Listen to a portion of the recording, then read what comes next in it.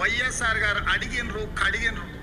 మరి ఆయన వారసులైతే మణిపూర్లో జరిగిన అరాచకం మీద మాట్లాడాలి కదా, ఎందుకు మాట్లాడలేదు మిత్రులారా? మీరా వైఎస్ఆర్ వారసులు?